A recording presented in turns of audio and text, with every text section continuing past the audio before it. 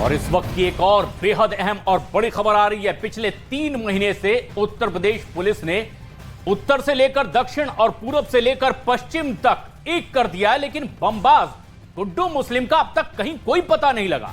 बिल्कुल, कभी देहरादून तो कभी आपको बता दें ओडिशा, दिल्ली, कभी ओडिशा की बात करें या चेन्नई की बात करें, गुड्डू मुस्लिम अलग अलग ठिकाने बदल रहा है, लोकेशन बदल रहा है, लेकिन गुड्डू अब तक पुलिस की गिरफ्त से बाहर है। और पुलिस की कार्यशैली पर ऐसे में यह भी सवाल खड़े होते हैं कि क्या पूरी शिद्दत से तलाश की जा रही है।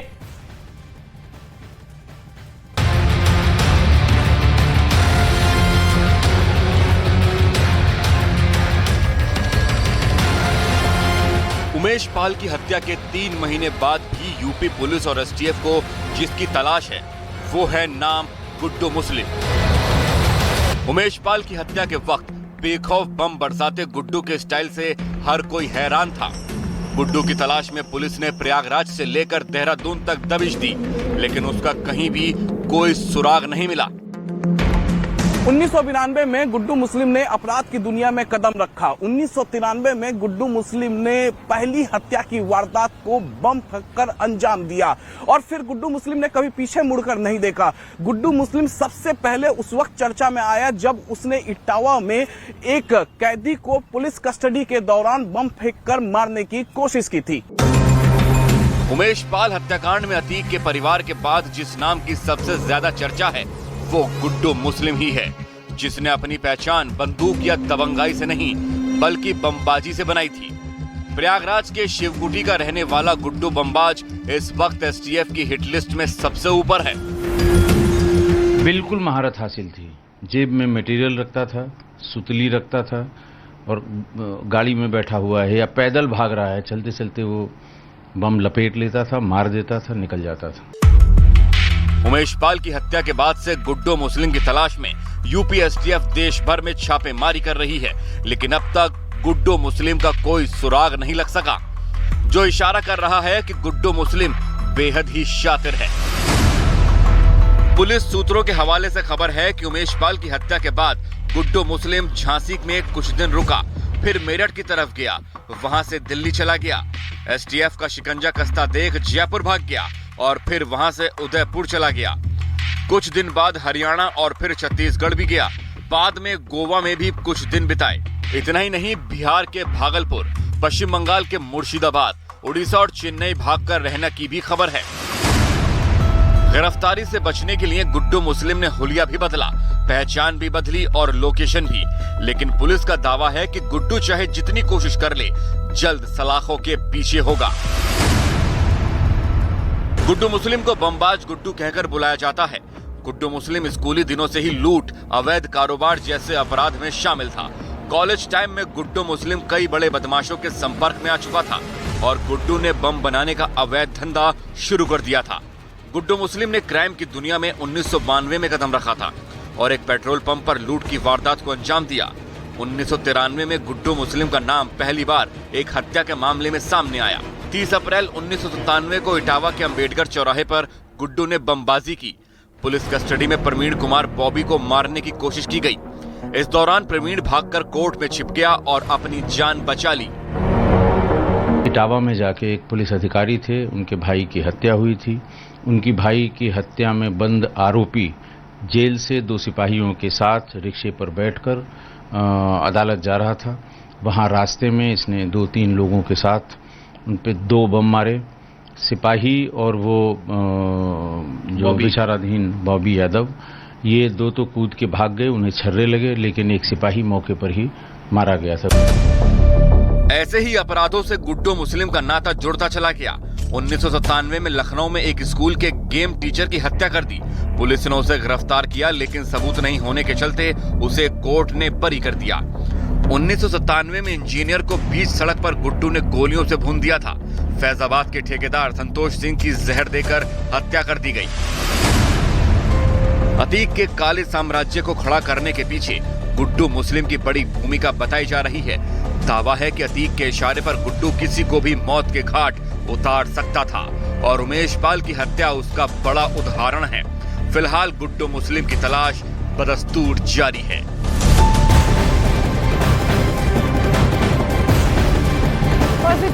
आपको बता दें, उमेश पाल हत्याकांड में प्रयागराज पुलिस आज कोर्ट में चार्जशीट दाखिल करेगी। चार्जशीट में पुलिस ने अतीक के परिवार को मुख्य साजिशकर्ता बताया है। आपको बता दें कि उमेश पाल की पत्नी जया पाल ने अतीक अहमद के परिवार समेत अन्य के खिलाफ एफआईआर दर्ज करवाई थी।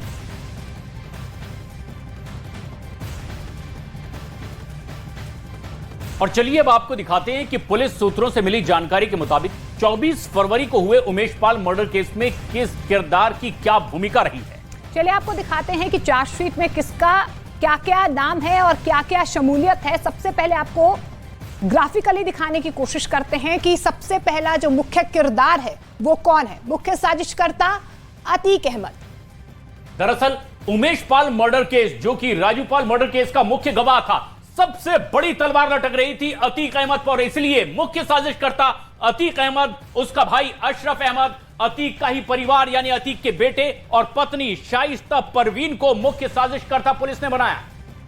तो देखिए ये किरदार है मुख्य साजिशकर्ता। उसके अलावा देखिए शूटर्स पर भी शिकंजा कसा जा रहा है। चार्जशीट में उनके भी नाम है, साबिर, अरमान और इसके बाद मोहम्मद गुलाम। ये तमाम शूटर्स हैं जिनके नाम चार्जशीट में दाखिल किए गए हैं। यानी इन साजिशकर्ताओं ने इनका इस्तेमाल किया है उमेश पाल को मौत के घाट उतारने के लिए, जिनमें शूटर साबिर, अरमान, मोहम्मद गुलाम और गुड्डू मुस्लिम का नाम है, जो कि लगातार अपनी लोकेशन बदल रहा है। लेकिन साजिशकर्ताओं में भी एक और फेहरिस्त जो इस अब चार्जशीट में दाखिल हो सकती है। तो देखिए ये मुख्य साजिशकर्ता थे, इन्होंने शूटर्स का इस्तेमाल किया, लेकिन किन किन लोगों ने साथ दिया ये भी हम आपको बताने की कोशिश कर रहे हैं। सदाकत हो, अखलाक हो, आयशा नूरी, आतिन, ये तमाम ऐसे किरदार हैं जिन्होंने इस पूरी वारदात को अंजाम देने में अशरफ और अतीक का साथ दिया।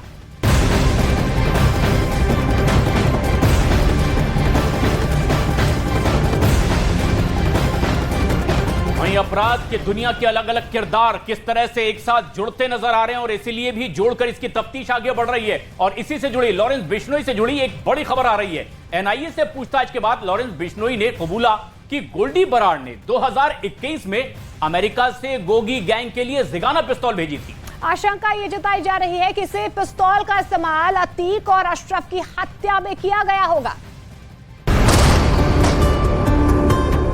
सबसे बड़ा गैंगस्टर, सबसे बड़ा पर्दाफाश। एक कबूलनामे से मचा हड़कंप। देश के सबसे बड़े गैंगस्टर लॉरेंस बिश्नोई ने एनआईए के सामने सबसे बड़ा कबूलनामा किया है। एनआईए की पूछताछ में जो राजफाश लॉरेंस ने किया है, उसमें उसने फ्यूचर प्लान के साथ अपने खतरनाक इरादों को भी जाहिर कर दिया। सूत्रों के हवाले से एनआईए पूछताछ में लॉरेंस बिश्नोई ने अपने नंबर 1 टारगेट के बारे में तो बताया ही, साथ ही पूछताछ में सुरक्षा एजेंसियों को अतीक और अशरफ मर्डर पर भी बड़ा क्लू मिला। गैंगस्टर लॉरेंस बिश्नोई ने एनआईए के सामने खुलासा किया है कि उसने साल 2021 में गोल्डी बराड़ के जरिए अमेरिका से 2 जिगाना पिस्टल गैंगस्टर गोगी को मुहैया कराई थी। अतीक और उसके भाई अशरफ की हत्या में भी जिगाना पिस्टल का इस्तेमाल हुआ था। ऐसे में सवाल यह खड़ा होता है कि क्या अमेरिका से आई इसी जिगाना पिस्टल से अतीक और अशरफ की हत्या की गई थी।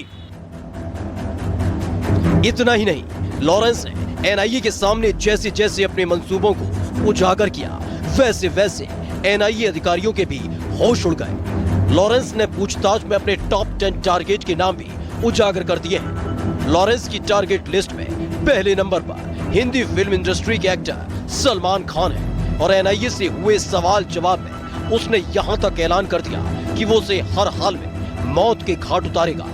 ऐसा शक इसलिए भी गहरा जाता है क्योंकि पिछले 1 साल में सलमान को कई बार धमकी दी जा चुकी है और पुलिस ने कई लोगों को गिरफ्तार किया है। पहले भी सलमान खान को धमकी देने के मामले में लॉरेंस गैंग का नाम सामने आता रहा है। एनआईए सूत्रों के हवाले से न्यूज 18 इंडिया के पास लॉरेंस बिश्नोई का जो कबूलनामा है, उसमें एक्टर सलमान खान, मूसेवाला के मैनेजर शगुनप्रीत, बम्बिया गैंग का लीडर मनदीप धालीवाल, गैंगस्टर कौशल चौधरी, गैंगस्टर अमित डागर, बम्बिया गैंग का एक और gangster lucky Patiala, Gounder gang का गुर्गा रम्मी मसाना, गोंडर गैंग का सरगना गुरप्रीत शेखो, शूटर भोलू, सनी लेफ्टी और अनिल लट शामिल है।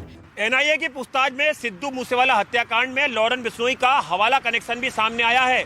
पूछताछ में लॉरेंस बिश्नोई ने खुलासा किया है कि उसने सिद्धू मूसेवाला हत्याकांड को अंजाम देने के लिए हवाला के जरिए गोल्डी बरार तक 50 लाख रुपए पहुंचाए थे। बिश्नोई से पूछताछ में पर्दाफाश हुआ कि उत्तर प्रदेश के अयोध्या का एक बाहुबली विकास सिंह उसके गैंग की मदद करता है। वही उसके गुर्गों को टास्क पूरा करने के बाद विकास सिंह उसे पनाह देता है। एनआईए से पूछताछ में भले ही लॉरेंस ने पर्दाफाश किया हो, लेकिन उसके सामने इन्हें कोर्ट में साबित करना बड़ी चुनौती होगी। डिस्क्लोजर स्टेटमेंट तभी एडमिसिबल होता है एविडेंस में जब उस डिस्क्लोजर स्टेटमेंट के बाद इन्वेस्टिगेटिंग एजेंसी को कोई ऐसा फैक्ट रिकवर होता है जो पहले से इन्वेस्टिगेटिंग एजेंसी की नॉलेज में नहीं था। अदरवाइज डिस्क्लोजर स्टेटमेंट जो पुलिस कस्टडी में दिया जाता है अंडर सेक्शन 161 ऑफ सीआरपीसी, इसकी कोई एविडेंशियरी वैल्यू नहीं है। वहीं साल 2018 से लेकर 2022 के बीच लॉरेंस ने यूपी के खोरजा से अपने करीबी गैंगस्टर रोहित चौधरी की मदद से आर्म्स सप्लायर कुर्बान चौधरी और शहजाद से करीब 2 करोड़ रुपए में 25 हथियार खरीदे थे, जिसमें 9mm की पिस्तौल और AK-47 शामिल है। इन्हीं हथियारों का इस्तेमाल उसने सिद्धू मूसावाला के कत्ल में किया था। लॉरेंस बिश्नोई ने एनआईए के सामने ये भी कबूल किया कि भरतपुर, फरीदकोट और दूसरी जेलों में रहते हुए उसने कभी राजस्थान के कारोबारियों, कभी चंडीगढ़ के 10 क्लब मालिकों, कभी अंबाला में मॉल के मालिक, शराब कारोबारियों, तो कभी दिल्ली और पंजाब के सटोरियों से करोड़ों रुपए की उगाही की थी।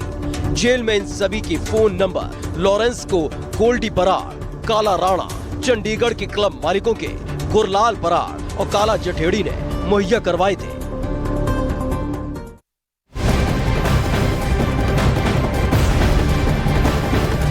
और इस बीच एक अहम खबर आ रही है। अतीक अहमद की बहन आयशा नूरी की सरेंडर याचिका पर सुनवाई टल गई है।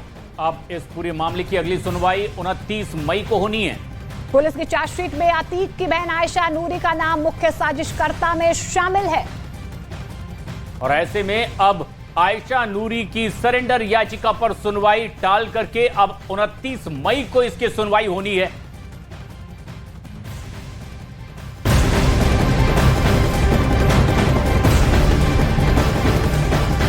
माफिया सरगना अतीक के पास अकूत दौलत, बेहिसाब जायदाद और काले कारोबार की फेहरिस्त तो बहुत लंबी। लेकिन अतीक और अशरफ की मौत के बाद अब उसके जायदाद पर हक जमाने वालों की तादाद भी लगातार बढ़ती जा रही है। अतीक के 4 बेटों और पत्नी के अलावा उसकी गर्लफ्रेंड और उसके भाई अशरफ के रिश्तेदारों ने भी अतीक की संपत्ति पर अब हक जताना शुरू कर दिया है। और इस बीच में दुबई की प्रॉपर्टी को लेकर अशरफ के रिश्तेदार सद्दाम और अतीक की गर्लफ्रेंड के बेटे आरिफ MBA के बीच जंग शुरू हो गई है।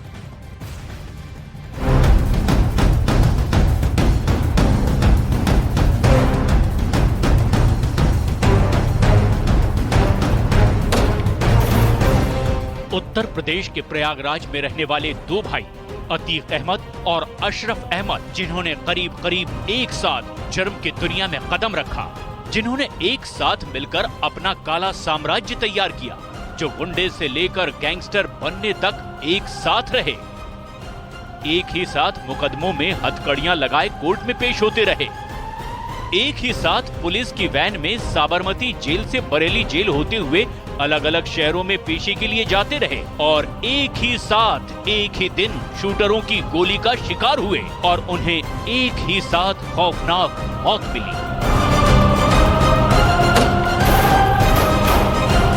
ये 2 भाई थे जो प्रयागराज शूटआउट में मारे गए, लेकिन उनके मरने के बाद उनकी जायदाद पर उनके परिवार के लोग आपस में भिड़ गए हैं। अतीक और अशरफ को शायद ये अंदाजा था कि एक वक्त आएगा जब उनकी प्रॉपर्टी, उनकी विरासत पर हक जताने वाले खड़े हो जाएंगे। और सूत्रों के मुताबिक बरेली जेल में अशरफ और साबरमती जेल में अतीक ने इसके लिए तैयारियां भी शुरू कर दी थी, लेकिन उससे पहले ही उनको मार दिया गया। और पहले तो गैंगस्टर की फैमिली पुलिस से भागती रही और अब प्रॉपर्टी की जंग होने लगी है। ये जंग क्यों और किन के बीच चल रही है, ये भी हम आपको बताएंगे, लेकिन उससे पहले गैंगस्टर ब्रदर्स की फैमिली को समझना बेहद जरूरी है। तो शुरुआत करते हैं अतीक से। अतीक की जिंदगी में 2 अहम औरतें थीं। एक शबाना, जो उनका बचपन का प्यार था और उसी गांव से ताल्लुक रखती थी जहां अतीक का बचपन बीता। दूसरी अतीक की पत्नी शाइस्ता परवीन, जिसने जुर्म में उसका साथ दिया, उसके हवाला कारोबार को संभाला और पैसों के लेन देन और हेरा फेरी का जिम्मा अपने हाथ में लिया। डॉन की गर्लफ्रेंड शबाना अभी भी एक मिस्ट्री बनी हुई है। उसकी तस्वीर अब तक सामने नहीं आई, लेकिन ना तो अतीक ने और ना ही शबाना ने कभी एक दूसरे का साथ छोड़ा। भले ही दोनों के इस रिश्ते को जमानों की रवायतों की रजामंदी ना मिली हो, फिर भी यह रिश्ता अतीक के मौत तक और उसके मौत के बाद भी बदस्तूर जारी है। इसी शबाना का एक बेटा है जिसका नाम है आरिफ MBA। आरिफ MBA की भी तस्वीर सामने नहीं आई है, लेकिन माना यह जाता है कि जिस शबाना की पढ़ी लिखी ना होने की वजह से अतीक से निकाह नहीं हो सका, उसके बेटे आरिफ को अतीक ने MBA कराया और सूत्रों के मुताबिक अपनी दुबई की संपत्ति उसके नाम कर दी। दूसरी तरफ अशरफ की फैमिली, अशरफ के साले हैं। अशरफ अहमद के 2 साले सद्दाम और जैद मास्टर, उमेश पाल हत्याकांड और अतीक और अशरफ की मौत के बाद ये दोनों दुबई पहुंच गए। दुबई में अतीक का अपना फ्लैट है। कई कारोबार में अतीक ने निवेश किया था और ये सब सद्दाम और जैद के जरिए किया था। लिहाजा सद्दाम और जैद अब इस प्रॉपर्टी पर अपना हक जता रहे हैं और उसे अपने नाम करने की कोशिश कर रहे हैं। अशरफ का साला सद्दाम उत्तर प्रदेश का मोस्ट वांटेड है। उस पर 1 लाख रुपए का इनाम है, लेकिन उसने दुबई की प्रॉपर्टी पर कब्जा करने के लिए रिस्क लिया और भारत से दुबई फरार होने के लिए 2 एयरपोर्ट से फ्लाइट पकड़ी, जहां सुरक्षा के कड़े इंतजाम होते हैं, CCTV कैमरे होते हैं।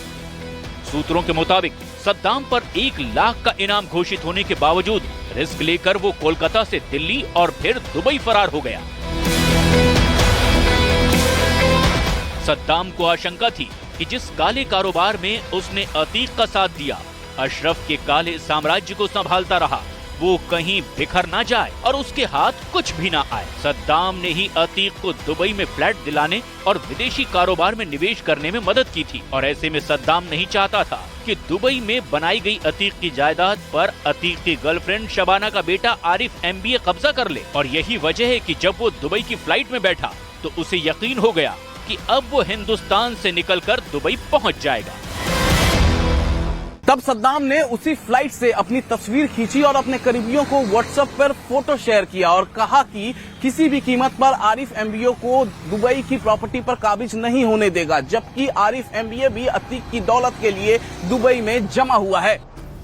एक तरफ सद्दाम है जिसने खुद को अशरफ का उत्तराधिकारी घोषित कर दिया है और अतीक की दुबई वाली संपत्ति पर कब्जा करने की फिराक में है, तो वहीं दूसरी तरफ अतीक की गर्लफ्रेंड शबाना का बेटा आरिफ है, जिसके लिए शबाना ने अतीक के साबरमती जेल में रहते हुए ही खेल कर दिया था और अतीक के हाथों अपने बेटे आरिफ MBA के नाम दुबई की संपत्तियों की वसीयत तैयार करा ली।